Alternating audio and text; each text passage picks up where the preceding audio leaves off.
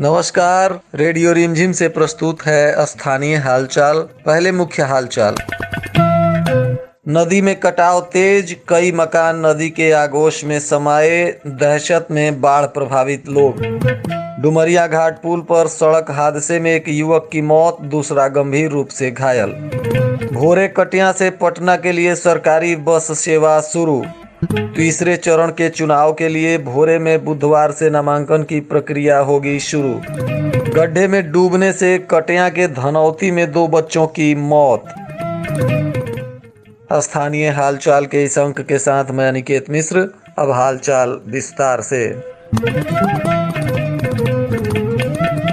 गंडक नदी का जलस्तर गिरने के बाद कटाव काफी तेजी से हो रहा है, जिसके वजह से बाढ़ प्रभावित क्षेत्र के लोगों में भय व्याप्त हो गया है। माझा प्रखंड के निमुइया पंचायत में हो रहे कटाव का निरीक्षण करने जदयू नेता प्रमोद पटेल पहुंचे और उन्होंने बताया कि निमुइया पंचायत पूर्ण रूप से बाढ़ से प्रभावित है। पंचायत के सभी सड़कें एवं पुल पुलिया क्षतिग्रस्त हो चुकी हैं, आवागमन बाधित है। 2 माह पहले जो निमुइया पंचायत की स्थिति थी, उससे भी आज भयावह स्थिति हो गई है। नदी के कटाव होने से सखवा टोक, गछुलिया टोला, बुझी रावत के टोला, माया तिवारी के टोला तथा वार्ड नंबर 1, 2, 7 और 8 में कई पक्का मकान, बिल्डिंग, पलानी सहित लगभग 250 घर नदी में विलीन हो गए हैं। लोग घर छोड़कर पलायन को मजबूर हैं, परंतु कोई पदाधिकारी किसी का कोई सुध लेने वाला नहीं है। उन्होंने ग्रामीण जनता एवं महिलाओं की समस्या सुनकर और कटाव की स्थिति देखकर गोपालगंज बाढ़ अधीक्षक अभियंता विमल कुमार नीरज से दूरभाष पर बात कर कटाव रोधी कार्य कराने एवं जादोपुर मंगलपुर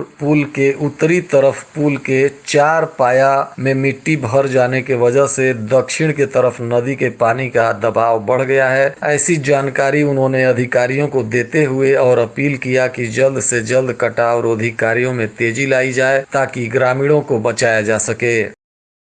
मोहम्मदपुर थाने के डुमरिया घाट पुल पर आज एक मोटरसाइकिल और ट्रक की जबरदस्त भिड़ंत हो गई, जिसमें मोटरसाइकिल पे सवार 2 लोगों में एक व्यक्ति की मौके पर ही मौत हो गई और दूसरा गंभीर रूप से घायल हो गया। प्राप्त सूचना अनुसार यह घटना में पवन की मौत हो गई है, तो वहीं रजनीश बुरी तरह से घायल हो गया है, जिसका सदर अस्पताल में इलाज चल रहा है। पुलिस ने मृत पवन के शव को कब्जे में लेकर कानूनी प्रक्रिया पूरी करवाया है। इस घटना के बाद मृतक के परिजनों में चित्कार मचा हुआ है। स्थानीय लोगों ने बताया कि दोनों युवक अपने रिश्तेदारी से घर वापस लौट रहे थे, तभी डुमरिया घाट पुल पर एक अनियंत्रित ट्रक के चपेट में आ गए, जहां पवन की मौत हो गई। भोरे और कटिया से पटना के लिए सरकारी बस सेवा प्रारंभ कर दी गई है। बिहार राज्य पथ परिवहन निगम द्वारा इस बस सेवा की शुरुआत की गई है। स्थानीय विधायक सुनील कुमार, जो बिहार सरकार के मद्य निषेध मंत्री हैं, उनके प्रयास से ही इस बस का परिचालन शुरू किया गया है। बस के शुरू होने से भोरे विधानसभा वासियों में खुशी की लहर है। स्थानीय लोग बता रहे हैं कि कोरोना काल में प्राइवेट बसों के द्वारा यात्रियों से तिगुना भाड़ा लेकर उनका दोहन किया जा रहा है। वहीं सरकारी बस सेवा शुरू हो जाने से यात्रियों को वाजिब भाड़ा देकर पटना जाने में सहूलियत मिलेगी। भोरे प्रखंड में तीसरे चरण के तहत होने जा रहे पंचायत चुनाव के लिए नामांकन की प्रक्रिया बुधवार से शुरू हो जाएगी। नामांकन को लेकर सभी तैयारियां पूरी कर ली गई हैं। सुरक्षा को लेकर प्रखंड कार्यालय परिसर की बैरिकेडिंग कराई गई है। नामांकन में अलग अलग पदों के लिए कुल 8 काउंटर बनाए गए हैं। 5 काउंटरों पर नामांकन का कार्य किया जाएगा, जबकि 3 काउंटर अभ्यर्थियों के सहायता के लिए बनाए गए हैं। वहीं वार्ड सदस्य और पंच पदों के नामांकन के लिए अलग से 5 टेबल लगाए गए हैं। नामांकन का कार्य सुबह 11 बजे से शाम के 3 बजे तक चलेगा। कटिया नगर अंतर्गत धनौती वार्ड नंबर 12 में सोमवार की शाम गड्ढे में डूबने से 2 बच्चों की मौत हो गई। इस घटना की खबर मिलते ही परिजनों के साथ ही पूरे गांव में कोहराम मच गया। प्राप्त सूचना अनुसार ये दोनों बच्चे घर के ही पीछे एक चिमनी भट्ठे के पास गड्ढे में नहाने गए थे। इसी दौरान दोनों गड्ढे में डूब गए और दोनों की मौत हो गई। दिन को जब बच्चे घर नहीं लौटे तो परिजनों ने खोजबीन शुरू की तो शाम को बच्चों का शव मिला, जिसके बाद परिजनों में चित्कार मच गया। ये दोनों बच्चे प्राप्त सूचना अनुसार अपने रिश्तेदारी में आए हुए थे, जहां इनकी मौत हो गई है। आज दोनों बच्चों का शव सदर अस्पताल गोपालगंज पहुंचा, जहां बच्चों के शव का पोस्टमार्टम कराकर परिजनों को सौंप दिया गया। सदर प्रखंड के अरार गांव में बिजली पावर हाउस के पास रक्सौल से आ रहे हाई टेंशन तार को तानने का कार्य चल रहा था, जिसको लेकर जगह जगह बिजली के खंभे लगाए जा रहे हैं। इसी मामले को लेकर स्थानीय लोगों ने विरोध प्रदर्शन भी करना शुरू कर दिया, जिसके बाद मौके पर मौजूद कर्मियों ने इसकी सूचना पुलिस को दी तो नगर थाना की पुलिस अंचलाधिकारी विजय कुमार सिंह के साथ पहुंची और किसी तरह लोगों को समझाया बुझाया गया, जिसके बाद मामला शांत हुआ है। पर अभी भी कुछ लोगों को बिजली का खंभा लगाए जाने से आपत्ति है, जिसको लेकर जिला प्रशासन और आम जनता के बीच वार्तालाप चल रहा है। फलेरिया और कालाजार उन्मूलन पर मंगलवार को आयोजित 2 दिवसीय समीक्षा बैठक का आयोजन संजय कुमार सिंह, कार्यपालक निदेशक तथा राज्य स्वास्थ्य समिति बिहार की अध्यक्षता में शुरू कर दिया गया। इसमें भारत सरकार के फलेरिया और कालाजार कार्यक्रम से संबंधित अधिकारी उपस्थित रहेंगे।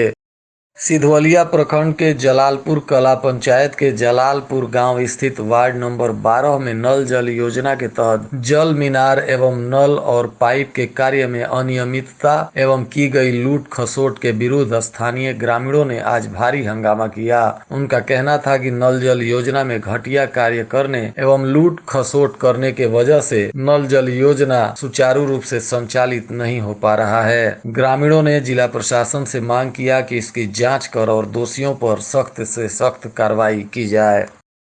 बरौली थाना क्षेत्र के बतर्दे निवासी फिल्म अभिनेता सत्येंद्र सिंह की हाल ही में भोजपुरी फिल्म भूचाल की शूटिंग गोपालगंज में कंप्लीट हुई थी, जिसके बाद मुंबई में पोस्ट प्रोडक्शन का काम भी लगभग समाप्ति के कगार पर है। इसी दरमियान सत्येंद्र सिंह की एक और भोजपुरी फिल्म का शुभारंभ मुंबई के एक निजी समारोह में कर दिया गया। वहाँ कई फिल्म अभिनेताओं की उपस्थिति में इस फिल्म का भव्य मुहूर्त हुआ।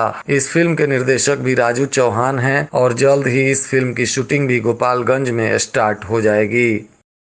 भोरे थाना क्षेत्र के जगतौली से अपहृत लड़की को भोरे पुलिस ने कार्रवाई करते हुए सीवान जिले के नौतन से बरामद कर लिया है। बरामदगी के बाद पुलिस उसे कोर्ट में पेश करने की तैयारी कर रही है। बता दें कि थाना क्षेत्र के जगतौली गांव निवासी स्वर्गीय राम इकबाल राम की पुत्री जगदम्बा कुमारी 10 अगस्त को अपने घर से शौच के लिए निकली थी और अचानक गायब हो गई थी। इसके बाद उसकी मां सुदमिया देवी के बयान पर स्थानीय थाने में अज्ञात युवक के खिलाफ प्राथमिकी की दर्ज कराई गई थी। मामले की छानबीन में जुटी पुलिस को उसके मोबाइल कॉल डिटेल्स से उसका लोकेशन मिला, जिसके आधार पर पुलिस ने उसे सिवान जिले के नौतन से बरामद कर लिया। लड़की ने अपने प्रेमी संग शादी रचा ली है। वहीं थानाध्यक्ष सुभाष कुमार सिंह ने बताया कि लड़की को 164 के बयान के लिए गोपालगंज भेजा जा रहा है। भोरे थाना क्षेत्र के बनिया छापर में हुए सोनी हत्याकांड में पुलिस ने कार्रवाई करते हुए फरार चल रहे पति पत्नी को गिरफ्तार कर लिया है, जिन्हें पूछताछ के बाद आज न्यायिक हिरासत में जेल भेज दिया गया। बता दें कि 24 जून को थाना क्षेत्र के बनिया छापर गांव में सोनी देवी को जिंदा जला दिया गया था। मामले में मृतिका के पिता फुलवरिया थाना क्षेत्र के सिंहपुर गांव निवासी सुरेश शर्मा के बयान पर स्थानीय थाने में सीताराम शर्मा और चंदा देवी तथा राहुल शर्मा और श्याम शर्मा के विरुद्ध प्राथमिकी दर्ज कराई गई थी। इस मामले में कार्रवाई करते हुए पुलिस ने फरार चल रहे सीताराम शर्मा और उनकी पत्नी चंदा देवी को उनके घर से गिरफ्तार कर लिया। कुचायकोट थाना क्षेत्र के सासा मूसा बाजार के पास एक अज्ञात ट्रक ने बाइक सवार को टक्कर मार दी, जिससे इस घटना में बाइक सवार बेटे की घटना स्थल पर ही मौत हो गई, जबकि उसके पिता गंभीर रूप से घायल हो गए। घायल पिता का सरकारी अस्पताल में इलाज चल रहा है। प्राप्त सूचना अनुसार ये दोनों लोग माझा थाना क्षेत्र के भैंसही गाँव के निवासी बद्री यादव और भृगुनाथ यादव बताए जा रहे हैं। ये लोग गोपालगंज से उत्तर प्रदेश की तरफ जा रहे थे, तभी सासा मूसा के पास यह दुर्घटना हो गई, जिसमें भृगुनाथ यादव की घटना स्थल पर ही मौत हो गई, जबकि उनके पिता बद्री यादव गंभीर रूप से घायल हो गए। पुलिस ने भृगुनाथ यादव के शव को कब्जे में लेकर कानूनी प्रक्रिया पूरी कराई है और उनके पिता बद्री यादव का अभी सरकारी अस्पताल में इलाज चल रहा है। इस घटना के बाद मृतक के परिजनों में कोहराम मचा हुआ है। वायरल फीवर से गोपालगंज सदर अस्पताल में एक और बच्चे के मौत की खबर आ जाई। प्राप्त सूचना अनुसार इस बच्चे को सदर अस्पताल से मुजफ्फरपुर रेफर किया गया था, परंतु रास्ते में ले जाने के दौरान इस बच्चे की मौत हो गई है। वहीं अस्पताल प्रशासन ने इस मौत की पुष्टि से इनकार किया है, परंतु प्राप्त सूचना अनुसार अब तक इस वायरल फीवर से गोपालगंज जिले में 9 बच्चों की मौत हो चुकी है। वहीं जिला प्रशासन ने अब तक एक ही बच्चे के मौत की पुष्टि की है, परंतु वायरल फीवर से काफी बच्चे बीमार पड़ रहे हैं और चारों तरफ से इसकी खबरें आ रही हैं। जिला प्रशासन ने सभी लोगों से निवेदन किया है कि अपने बच्चों का खास ख्याल रखें। भोरे में हुए रामाश्रय सिंह हत्याकांड मामले में पटना हाईकोर्ट ने एक नामजद आरोपी विनय कुमार मिश्रा की गिरफ्तारी पर रोक लगा दिया है। हाईकोर्ट ने सुनवाई के दौरान डायरी की मांग करते हुए तत्काल आरोपी विनय कुमार की गिरफ्तारी पर रोक लगा दिया है। गोपालगंज के डीएसपी हेडक्वार्टर संतोष कुमार का आज विदाई समारोह आयोजित किया गया था। गोपालगंज के सर्किट हाउस में हुए इस समारोह में गोपालगंज के जिलाधिकारी डॉक्टर नवल किशोर चौधरी और पुलिस अधीक्षक आनंद कुमार के साथ कई वरीय पदाधिकारियों ने उनको पुष्प गुच्छ और उपहार देकर इस विदाई समारोह में उनको सम्मानित किया। और आज के मौसम का तापमान गोपालगंज में न्यूनतम 23 डिग्री सेल्सियस और अधिकतम 28 डिग्री सेल्सियस रहने की संभावना है। तेज हवा के साथ बारिश की संभावना अभी भी बनी हुई है। अंत में मुख्य हालचाल एक बार फिर। नदी में कटाव तेज, कई मकान नदी के आगोश में समाये, दहशत में बाढ़ प्रभावित लोग। डुमरिया घाट पुल पर सड़क हादसे में एक युवक की मौत, दूसरा गंभीर रूप से घायल। भोरे कटिया से पटना के लिए सरकारी बस सेवा शुरू। तीसरे चरण के चुनाव के लिए भोरे में बुधवार से नामांकन की प्रक्रिया होगी शुरू। गड्ढे में डूबने से कटिया के धनौती में 2 बच्चों की मौत।